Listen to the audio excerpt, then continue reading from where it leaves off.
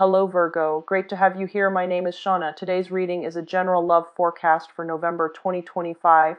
As always, take the messages that resonate and release anything that doesn't. Don't forget to like and subscribe to stay connected with upcoming readings. Let's see what's headed your way, Virgo. To convey to you, and I feel like this video might run a little bit longer, mainly because the messages are a little bit convoluted. Okay, so I'm going to try my best, and while I'm doing that, we'll get the cards shuffled out for you for this month. So first of all, they mention here very strong protection. You have some spirit guides, passed away loved ones from the paternal side of the family who are trying to come into the picture and communicate with you. And one of the messages that came out strongly through this is they're saying that you were given the right preconditions to thrive, to flourish. Once almost there, almost at the apex of your ultimate achievement, of your ultimate potential. And so you're meant to be there so that you can also be the catalyst so that other people can thrive, other people can flourish, so that you can uplift people in some way.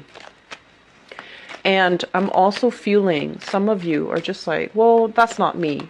I was, given the short end of the stick. I had a lot of responsibilities dumped on me at a very young age. I've had to take care of a lot of people, and I feel like many of you found yourself, at a young age where you were always the responsible one. And because of that, parents expected a lot more from you rather than your siblings. And it almost felt like, it was like double standards, right? And then others, you were always a lot more emotionally more mature than your peers. And so you felt like you had to sit through very tedious, very superficial conversations. And you felt like the friendships just didn't bring you that sense of emotional homecoming, emotional satisfaction, emotional embeddedness. And it can feel very lonely being a Virgoan child coming into the world where we feel like we couldn't connect with our siblings. And then going out into, school, into the public space where we feel a little bit like we couldn't connect emotionally with our friends, our peers, people that are in our same age group. And then you find yourself, inevitably as an adult, and in every work environment, you outperform the people around you.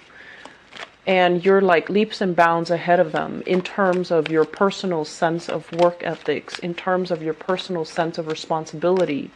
And you might see some people reneging on their responsibilities, but getting ahead in life, reneging on just like cutting corners, or people that talk really big, but when it comes down to how much do they really know, they might not be able to deliver. And you see them succeeding, you see them making strides in their professional life and making, really positive, like professional upgrade. And you're just like, how is all of this fair?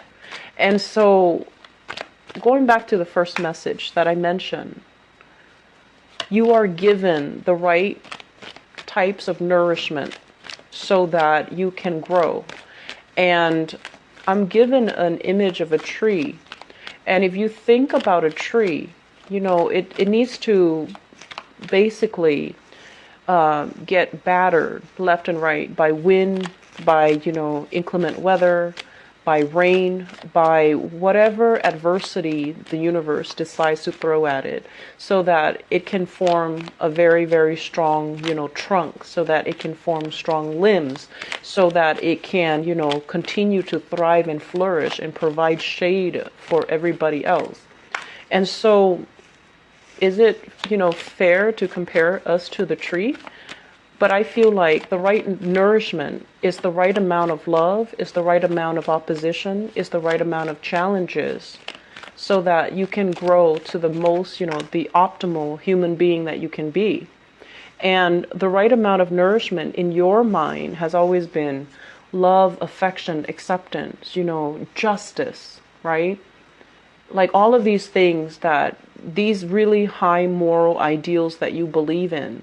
But when a life is too smooth, too easy, it can make people very, very complacent, sometimes lazy, sometimes, taking things for granted, kicking up their feet, coasting through life, cutting corners. And who knows, they might still get ahead.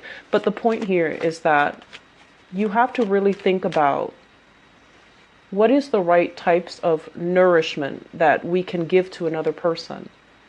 Is it all going to be a bed of roses where they have no problems in their life and hope that they won't come out complacent and lazy and, taking things for granted and feeling entitled? Or do we have to throw a little bit of opposition in the mix so that they can they can become somebody who is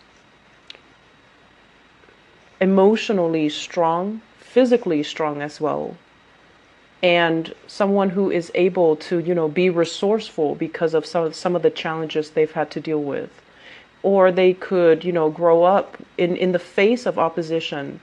It makes them, or it forces them to be a lot more clear-minded about what they believe in, defending their values and standing up for integrity and honor and all of those high moral ideals that you believe in. So, having said that, here's what I'm feeling. I'm sensing that this is a month where you kind of really look at and really, really look at, where did I come from? What environment did I grow up in? And how has it made me the person that I am today? And then how does that prepare me for the adversity, the challenges, as well as, the career path that I'm supposed to be in? So when I did your reading, I felt like, that astrology wheel. And the fourth house, which is about family, your roots, it's a psychic house. It talks about our insecurities as well, because all of it is, we are ultimately byproducts of our environment, of our childhood conditioning. And then in the opposite spectrum, in the opposite, the polar axis of that is the 10th house, which is your career house, how you make yourself known in the world, how you portray yourself in public, how you want other people to perceive you. And so if there are sore spots in your family sector, you need to take care of them. Otherwise, you're going to spend the rest of your life trying to compensate. So for example, if there was a very intense lack of affection in the household, you're going to go through life in your 10th house, not really knowing, how to command, not really knowing how to achieve compassion and respect for the people that you lord over, or the people that work with you, or the people that work for you. There's also, elements of abuse of power. And then likewise, if you're in a home environment where there has been a lot of control and dominance, and I almost feel like they're saying here, ego conflicts and issues of dominance. If we take that energy into the public space, and if we haven't healed from that and we take that into the public space, there is going to be tremendous abuse of power. So I want you to think about these things, okay? And then I'm going to go into the reading now. Think about those things, and we're going to talk about how everything ties in together, okay? So let me talk about you guys. First of all, we have here the Justice card. And I feel like this is not so much about, court cases, legal battles, or anything like that. I feel like it deals more with the way that you believe in justice, okay? I've worked really hard and I deserve this. The other person is cutting corners. They don't deserve a promotion. They don't deserve a pay increase. They don't really deserve, all the good things that are coming their way. So many of you, despite everything that you've been through, despite everything that I mentioned before, this sense of like, I'm a really good person. Why are bad things happening to me? Or why am I not getting recognized for the work that I do, for my skills, for my assets, for everything that I bring to the table? I feel like there is a sense here that they're gently reminding you that you're seeing things from your own perspective. You don't know where the other person has been. So for you to say, or for one person to say, that person, they slack off and they don't really deserve it. I feel like maybe they deserve a little bit of leeway. So maybe they need this pay increase, this promotion, a lot more than you do. Maybe they have other things in their lives that are kind of like spiraling out of control. So they really need this one boost of self-esteem. Otherwise, their house of cards would crash. So I feel like it's really important for you guys to hang on, first of all, to these high moral ideals. But at the same time, do not be the person that makes these judgments about who is worth it and who is not. And especially do not turn this judgment, this criticism onto yourself, where you feel like, am I really worthy? Am I really deserving? Because I feel like there is a big element here about you feeling that way. Feeling like very exposed and very vulnerable, uncomfortable in your own skin, getting yourself into something that you're not emotionally or mentally prepared for. And then doubting your capabilities, doubting your skills. Am I going to float or am I going to sink? Am I going to be able to make it, or are other people going to laugh and mock and ridicule me? Okay, so this energy here, I feel that, the fourth house, like I mentioned, is a very psychic house, and it deals heavily with, things that we hide from other people, things that make us really uncomfortable. And I feel for many of you, this is being in the limelight, being in the public eye. When you talk, a lot of people are going to be paying attention, being televised, being taken, having people taking pictures of you, and getting a lot of fame and recognition. And when it's in the reverse position, there's a sense about you where you are very, very private about your personal life. You don't want to, take on that Leo quality where you are hogging the stage or you are revealing too much about yourself. So I feel like there is a major fine line here about you guys coming in this month where you have to be, where you find yourself in this position where you really have to, hype up your skills. You have to really sell yourself, and you don't really know how, because your life is all about modesty. It's all about, believing that good things will come to good people. But sometimes we need to give ourselves credit when credit is due, okay? So if you meet somebody new and you want to impress them, you want to land that job, you want to get that loan, you want to get that grant, get that funding, you need to hype up your skills and your assets. You need to stop being bashful. You need to hype up, the adversity. Where have I been? What, situations have I had to overcome to get myself where I am right now? And how much determination I have because I've overcome so much adversity in my life. So do not shy away from everything that made you who you are. Do not shy away from disclosing your past, because in the process of disclosing your past, even if something is might have been very painful, I feel like it's a very healing process, and it will allow you some insight, some wisdom into why things had to happen the way that they happened. They happened because you needed to have that sense of adversity at that age so that it can shape you to be who you are today. So I honestly feel like, this is a month where if you don't believe in magic, if you don't believe in, everything happens for a reason, you're going to come third. You're going to come out of it thinking, I'm still alive and life is great and, everything is magical. And so I feel like there is a fairy tale ambience that is happening through this entire Mercury retrograde cycle.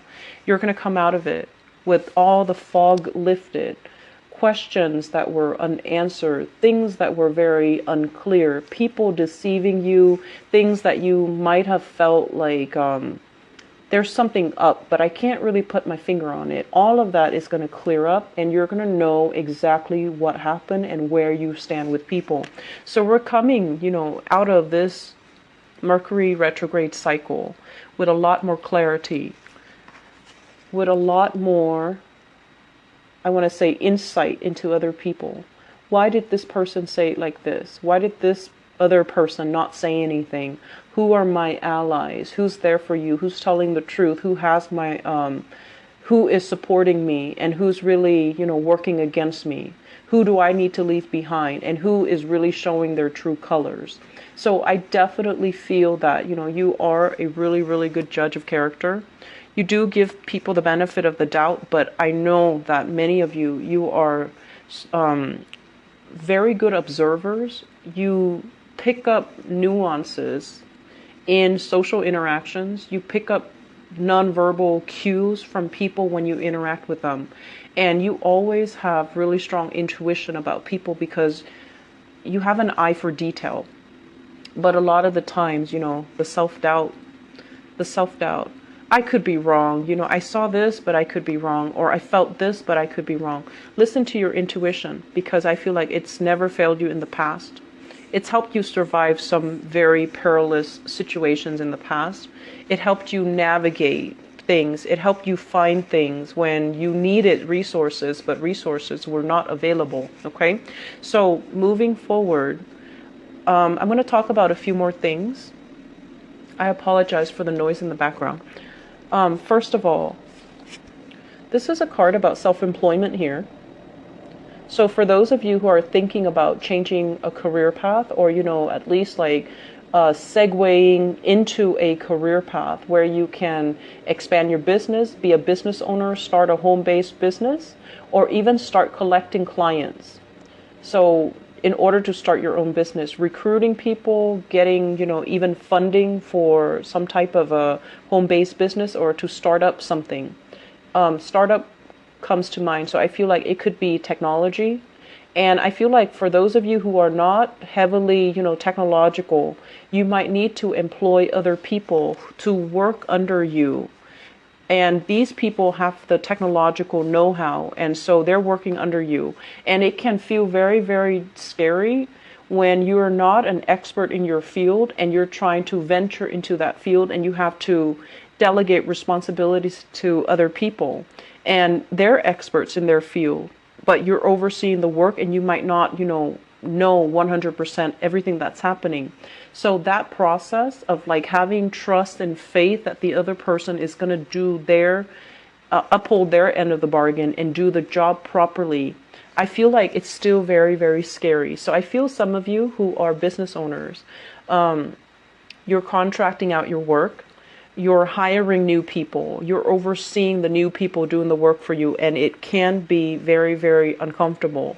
And you're kind of battling yourself to not micromanage, because you know that, micromanagers are not very well liked. And then you also know as well that if you breathe down their shoulders, they're going to be resentful. They're going to be up in arms. But you also know that you have to give them, incentives for them to work fast. You also know that you can't give them way too much leeway, because then they're going to feel like they're self-employed and they're going to work at their own pace. So trying to find this middle ground where we don't micromanage other people, but we don't at the same time become an absentee boss and just let the workers run the ship. I feel like it's a very, very fine line, and some of you need to find a way to rectify the situation. And I would say that, the best policy overall is to be very strict in the hiring process. Who you bring on board, do they have good recommendations? Doing that to begin with is going to save you a lot of trouble. So You're in the process of experimenting, and I feel like it's kind of like at the later stages of this process of experimentation, because you've already got some things finalized and you're already on track to recruiting possibly the best of the best and people that you trust. So I feel like there will be a lot of opportunities for collaboration. I feel that there will be opportunities, for leisure time, mainly because other people are doing the work. And you're not going to be terribly busy, so you definitely have enough time to start a new venture, to start a new business, to do something on the side to create money for you. Look into the stock market, look into, investment opportunities, and, studying something that you've wanted to undertake but didn't have the time in the past, okay? So moving into this month, there is going to be a major, major change and a major overhaul in your financial situation.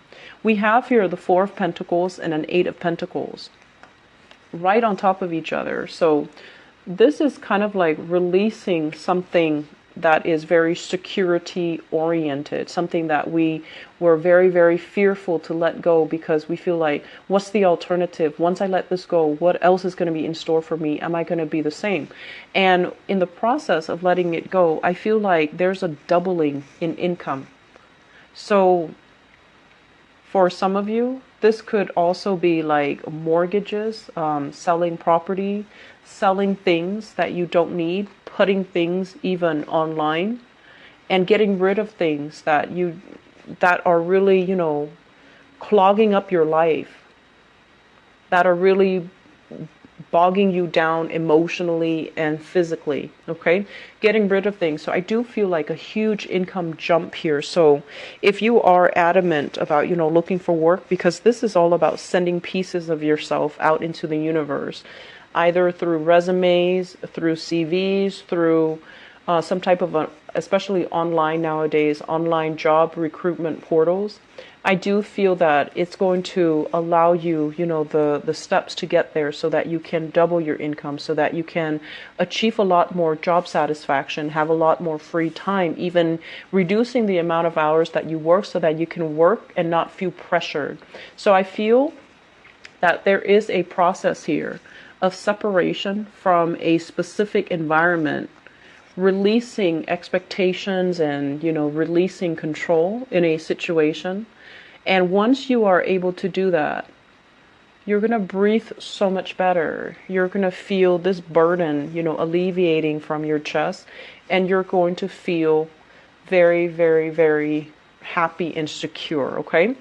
I feel as well, I mentioned earlier, I do feel a very strong maternal, paternal vibe, especially with this Nine of Pentacles. If you are at a point where career and work and money is flowing well, and you don't have to worry about, how you're going to make money, living from paycheck to paycheck, you don't have those concerns anymore. The major concern, I feel, is going to be family related, okay? And you're going to have to also relinquish control. Don't be the one person that comes to everybody else's rescue. When they mess up, let the other person deal with the consequences, okay? This is how we teach accountability, and this is how we teach someone to understand actions and consequences. So this is a card kind of like, control. A lot of the times we intervene, we step in for somebody. It's also because we want to be involved in that situation. We want to control the outcome in that situation. And we also have this, this latent inability to trust that the other person can do it the right way. So it boils down to control. And once you relinquish that, once you let somebody, step up to the plate, take care of things when they go awry, so that they can work on their problem solving skills, so then they can work on critical thinking skills, so that they can learn to be self-sufficient and to be as well resourceful. It's going to alleviate a lot of burdens for you. So if you've been kind of like that mother hen, if you've been constantly monitoring and taking care of everything, this is the month for you to delegate. This is the month for you to sit down and really think about where you're giving your energy away. Because in the process of delegating, in the process of trusting that I'm over here and the other person is in the office working, are they really working? I feel like they're working. You can trust that they're working.